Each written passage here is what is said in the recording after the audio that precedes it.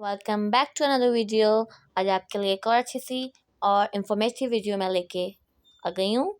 तो हमने फर्स्ट जो हमारा जो लेक्चर था, रिसेंट जो लेक्चर हमने पढ़ा है, वो हम पोएम्स पढ़ रहे थे।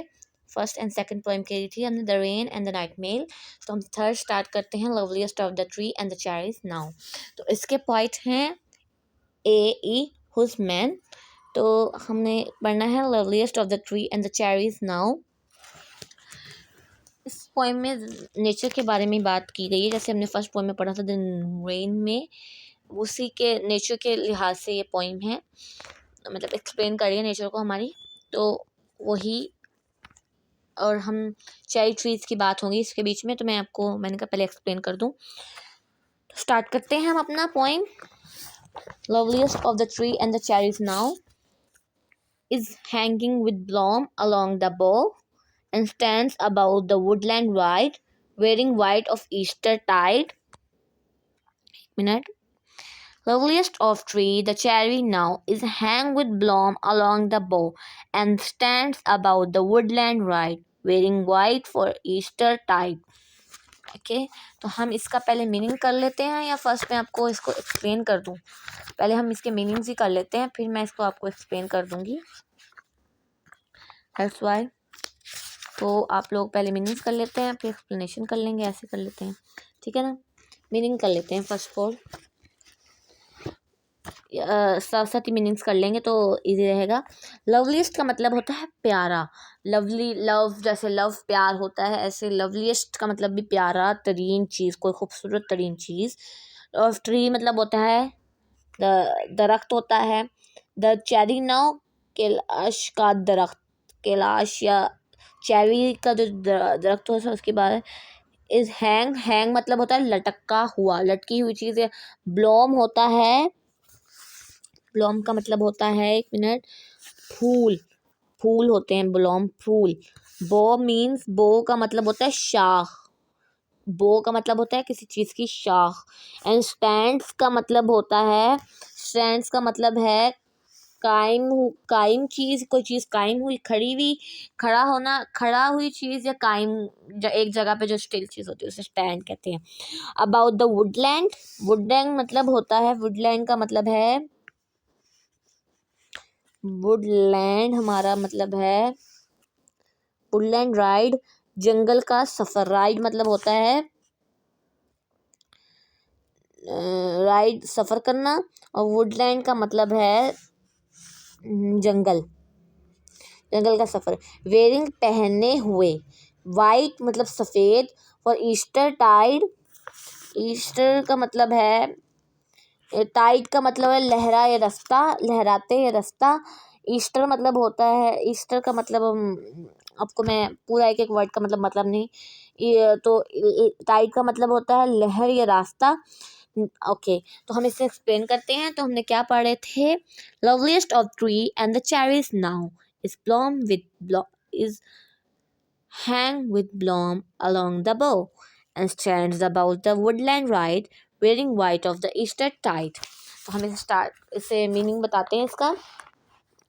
Loveliest of tree and the cherry now, तो कि हसीन तरीन चेरी अब is hang with bloom along the bow, शाखों के साथ, मतलब जो फूल लहलहाते खड़े या खड़े हुए हैं, शाखों के साथ जो फूल लटके हुए हैं लहलहाते हुए, शाखों के साथ जो फूल हैं, ब्लॉम मतलब फूल जो हैं शाखों के साथ खड़े हो, लहलहाते हुए खड़े हुए हैं, वो फूलों की बात हो रही है। And stands about the Woodland ride, और जंगल से गुजरने वाले रास्ते के किनारे से, और जो मतलब लिखा हुआ है वुडलैंड लाइन, मतलब जंगल से जो रास्ता गुजरता है ना, उसके किनारा जो है ना उधर है, वो बहुत खूबसूरत दरख्त है, उसकी शाखों पे फूल खूबसूरत खूबसूरत लगे हुए हैं, खड़े हुए हैं, लटके हुए हैं, मतलब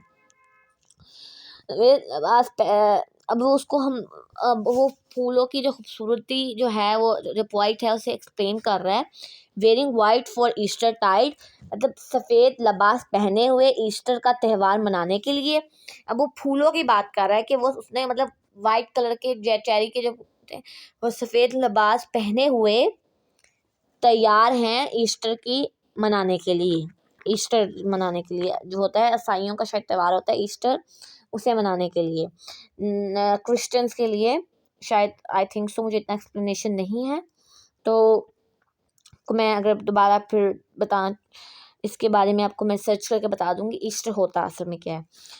ओके, नेक्स्ट हम स्टार्ट करते हैं। Now of my 80 and 10, 20 will not come again, and take for 70 springs a score, it's only leaves me 50 more. एक दफ़ा दोबारा रिपीट कर रही हूँ। Now of my 80 and 10, 20 will not come again, and take from 70 spring a score, it's only leaves me 50 more. तो हमने इसका पहले वर्ड्स मीनिंग कर लेते हैं। 3 and 10 का मतलब है 70 साल। 3 का मतलब है 70 साल की बात की जा रही है यहाँ। मतलब वो जो पॉइंट है वो बात कर रहा है कि मेरी 70 साल की जो 20 विल नॉट कम अगेन, जिसमें से 20 जो हैं साल वो गुजर चुके हैं, वो वापस नहीं आएंगे। And take from 70 springs a score. Score मतलब होता है निशान या लकीर या हिसाब, अगर लगाया जाए हिसाब, या 70 मतलब बहारों का हिसाब लगाया जाए, तो इट्स ओनली लीव्स मी 50 मोर, जिसमें से मेरे लिए जो है 50 बाकी रह गई हैं। उसने यही बात कर रहा है ना कि ऊपर जो बात करिए 3 and 10, इसका मतलब है 70 साल। अगर मेरे जिसमें से 20 जो ईयर्स हैं वो कभी वापस नहीं आ सकते, मतलब शायद वो अपनी एज के बारे में बता रहा है, मेरे जो एज के 20 ईयर्स हैं वो वापस नहीं आ सकते। जो बाकी 70 स्प्रिंग्स में से इट्स ओनली लीव्स, इस अब जो बाकी रह गई हैं वो है 50 मोर, बाकी 50 जो बहारें हैं वो बाकी रह गई। स्प्रिंग्स मतलब बहारें बाकी रह गई हैं। उसके बाद and since to look at this bloom 50 springs are little room. And since मतलब जो चूंकि, क्योंकि, टू लुक देखना, at this things in bloom, इस ब्लॉम मतलब होता है इन फूलों को देखते हुए। 50 स्प्रिंग्स जो 50 बहारें हैं, आर लिटल रूम छोटी जिंदगी हैं। ये जो है इसकी मतलब जो है चेरी ट्रीज की खूबसूरती देखने के लिए, नेचर की खूबसूरती देखने के लिए, ये नेचर की जो खूबसूरती है देखने के लिए 50 बहारें भी ना काफ़ी हैं। ये पॉइंट अपनी जो है इजहार कर रहा है, अपनी फीलिंग का इजहार कर रहा है कि जो कि ये जो है देखना इन खूबसूरत को इन फूलों को 50 स्प्रिंग्स जो है 50 बहारें काफ़ी नहीं है, ये छोटी ज़िंदगी है। About the Wonderland I will go, जो है मैं जंगल किनारे जाया करूँगा। अब मैं जो है जंगल किनारे चला जाया करूँगा देखने के लिए, to see the cherry hung with snow, जो देखने के लिए कि चेरी बर्फ़ से लदा हुआ कैसे लटकी हुई है, कि बर्फ़ से लदी हुई चेरी जो है कैसे लटकी हुई है। क्योंकि मतलब वो जो स्नो की ऊपर बात कर रहा था, white east year wearing white of Eastertide, मतलब उसके ऊपर बर्फ़ इतनी गिर चुकी थी कि वो ऐसे लग, उसने एक्सप्लेन किया था ऊपर वाली लाइन में, फर्स्ट जो पैराग्राफ उसकी लास्ट लाइन में, जैसे उसने बताया था वाइट वेरिंग वाइट मतलब, और आखिर में जो उन्होंने बात की है, तो सीधा चेरी हंग विथ स्नो, मतलब जो चेरी को देखने के लिए, चेरीज को देखने के लिए जो बर्फ़ से ढकी हुई हैं, उसे देखने के लिए मैं जाऊंगा। तो अब हम पोइट के बारे में बात कर लेते हैं। पोइट है A.E. हुसमैन। वो 1859 में वो पैदा हुए हैं, बॉर्न हुए हैं, मतलब बॉर्न है उनकी, एंड 1936 में उनकी डाइड है। Studied at Oxford and published learned articles on classical authors. He spent his life teaching and editing the works of a minor Rome poet. He also wrote scholar views. His poems are in 3 separate volumes, right between 1895 to 1905. His poems express simple universe, emotion, love of nature, मतलब simple universe के आम लोगों के जो हैं emotion को express करते हैं इनकी पोइम्स। मतलब वाजिया करती है। और जो है लव ऑफ नेचर, ज़्यादातर लव ऑफ नेचर के बारे में, उन्हें nostalgia of the past, past के बारे में, और द पेस्टेंस of man's brief existence in sense and narrative that narratives that are easy to understand. His style is derived from the old balance and from classical poetry together with his pessimism, क्या लिखा है, pessimistic and irony, which can be savage. The formal qualities of his style keep his instance emotion for seem sentimental. Okay, theme पढ़ लेते हैं हम poem का। The beauty of nature, the beauty of nature जो है specifically of cherry is captivity, but life is too short to release it. Even 50 years are not enough time to enjoy it fully. The poet says that one should not miss any chance of enjoying the bloom of the loveliest of the tree and the cherry in the wood in all seasons. Phrase पढ़ना चाहेंगे तो हम next अपने उस पर चलते हैं, slate पे फ्रेज पढ़ लेते हैं हम इसका। Cherry which is the loveliest of the tree is full of bloom, and its branches are bending down, with flowers. It stands along the path in the woods, and it is all all covered in snow. According to the poet expression, the cherry stands in the white dress in preparation of the celebration of Easter. The poet says that out of the 70 years of his life, the early 20 years of age will never come again. The rest of his life of 50 years, he claims he have enjoyed the beauty of nature. Cherry blossoms since 50 years are not enough to enjoy the beauty of spring, colored and flavored by the glory of cherry. The poet will avail every chance to go to woodland to see the exotic beauty of the cherry tree.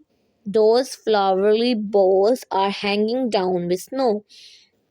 तो हम इसके अब MCQs कर लेते हैं। Cherry is the loveliest in spring की बात हो रही है तो ऑब्वियसली स्प्रिंग की, हमने 70 स्प्रिंग की बात की तो स्प्रिंग में ही होगी। Easter is a festival of Christians, मैंने जैसे आपको पहले ही बता दिया था क्रिश्चियंस का होता है ये फेस्टिवल ईस्टर। तो वो cherry is dressed in white colour में जो थी चेरी तो थी ड्रेस्ड हुई हुई थी। 3 ईयर एंड 10 आवर का मतलब होता है, मैं आपको बता चुकी हूँ 70 ईयर्स, तो ये वही आएगा इसका। नेक्स्ट स्लाइड पर चलते हैं अपनी। तो how many years of poet life could not come again, 20 years, तो हमने बीच में ही पढ़ लिया। Cherry glories mind and thought, अब हम इसका ट्रू फॉल्स कर लेते हैं। Cherry is a flower and not a fruit, false. Cherry एक फ्रूट है, आई थिंक फ्रूट है। Cherry is the loveliest in the autumn, is false, क्योंकि वो है उसमें स्प्रिंग में आते हैं चेरीज जो होती हैं। The color of the flower of cherry is blue.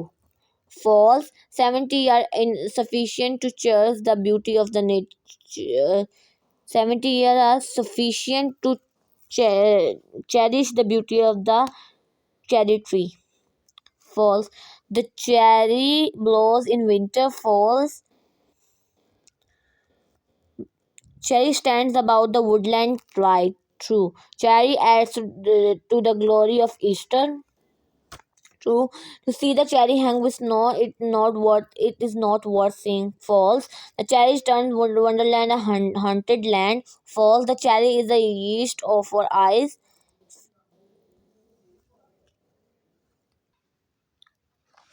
तो हम इसके जो हैं बाकी राइमिंग वर्ड्स कर लेते हैं। राइमिंग वर्ड्स में चेरी के साथ बेरी आ सकता है, कैरी आ सकता है, मैरी आ सकता है, फेरी लिख सकते हैं, हैरी, जेरी, एरी, कुछ भी लिख सकते हैं। मतलब हमारे बहुत सारे राइमिंग वर्ड्स बन जाते हैं चेरी के साथ, बैरी, कैरी, मैरी, फेरी, हैरी, बहुत से।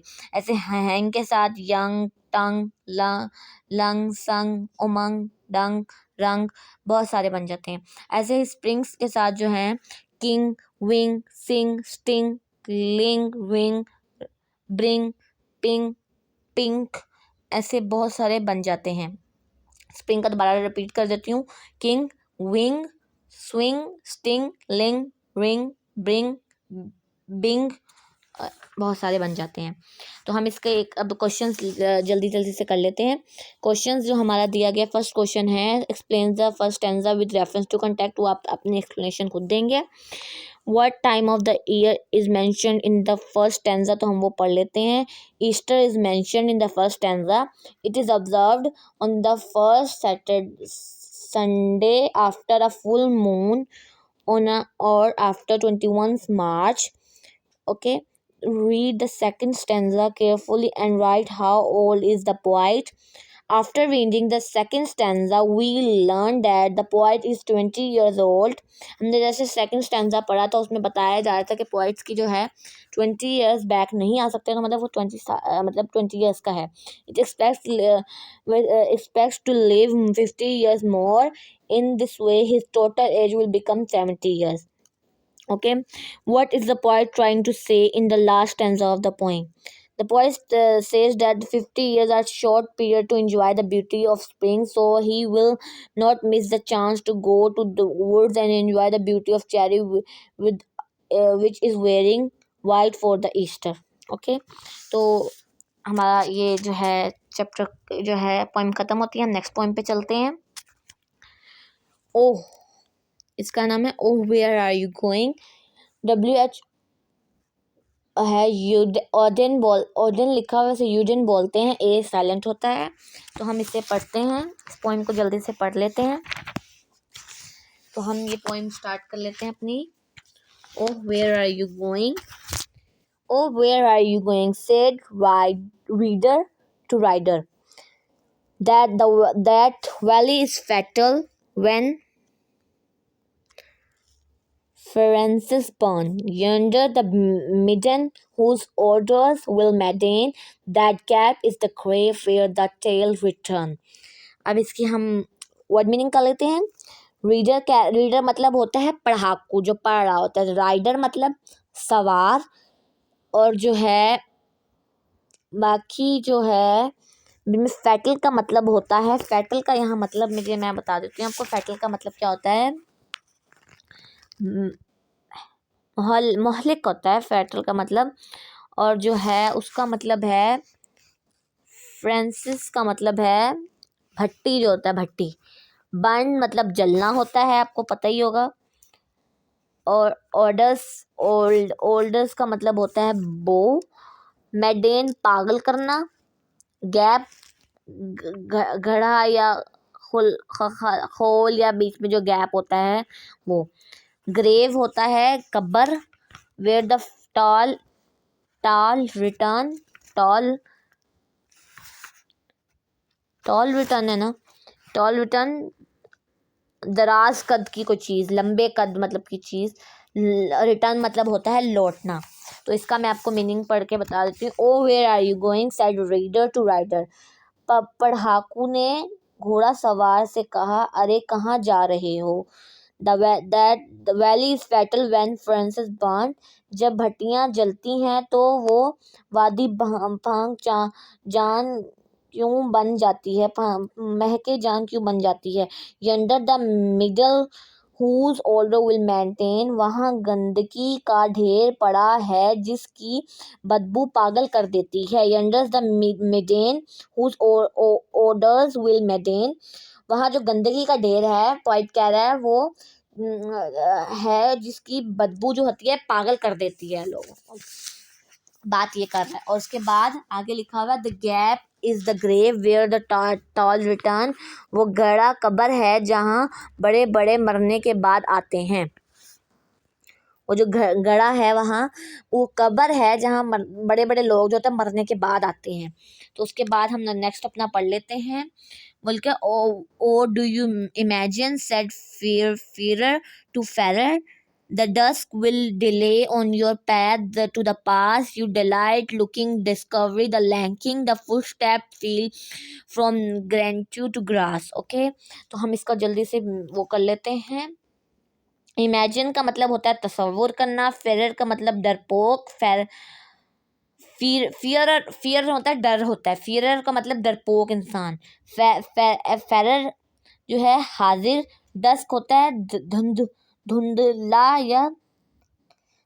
या डस्क, डिले जो होता है ताखीर करना, पास रास्ता या गुजरना, लाइट पर पुरअज़म होता है, डेलिकेंट होता है पुरअज़म, लुकिंग का मतलब देखना होता है, डिस्कवरी दरियाफ्त करना, फुट स्टेप का मतलब होता है नक्शे कदम, फील महसूस करना, और ग्रेंटी का मतलब होता है पत्थर। ग्रास का मतलब तो आपको पता है घास होता है। तो हम इसका उर्दू पढ़ लेते हैं।